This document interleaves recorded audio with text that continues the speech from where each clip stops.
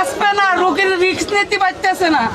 Doctor প্রশাসনের এত ক্ষমতা, বাঁচাই দেন না রে, বাঁচাই দেন।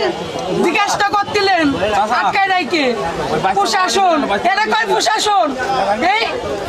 আর ডাক্তার কিরকম, ডাক্তার কিরকম, রোগী বাঁচবে না, রোগীর রিস্ক নিতে পারতেছে না।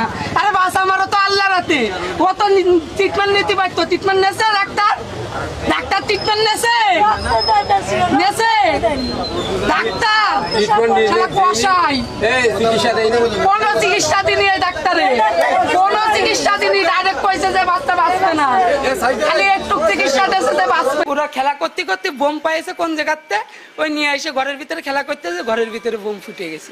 তারপরে যে ওই সদরে নিয়ে চলে আসলাম, ওই বোম ফুটার পিট পিটিয়ে মনে করেন তো ওই ছেলে সুস্থ ছিল, তো ছেলে ঘরের থেকে বেরোয় আইছে। বেরোয় আসলে এবার লোকজন দৌড়ে যায় ঘরের ভিতরে, দেখতেছে যে ঘরের ভিতরে কিটা কিটা আছে। দুটোই মেয়ে ছিল ঘরের ভিতরে, ওই ছেলে আর ওই মেয়ে ছিল, আর ওই বাচ্চাটা ঘুমাইছে। বিশ্বাস ভাই, বিশ্বাস করেন, এতে আত্মাকেরও দোষ আছে। আত্মারা প্রশাসন তাই কি হয়েছে, আত্মাকেরও দোষ আছে। আত্মারা ইমার্জেন্সি আত্মাকেরটা দেখাইছেন, আমাকেরটা দিয়েছেন, আমাকে রুগী দিয়েছেন।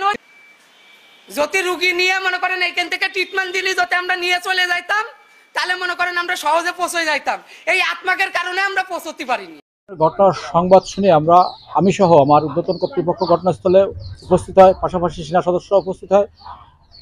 এখানে দুটো শিশু বাচ্চা আহত হয়, তারা হাসপাতালে চিকিৎসাধীন আছে। এই সংক্রান্তে আইনগত ব্যবস্থা প্রক্রিয়াধীন আছে।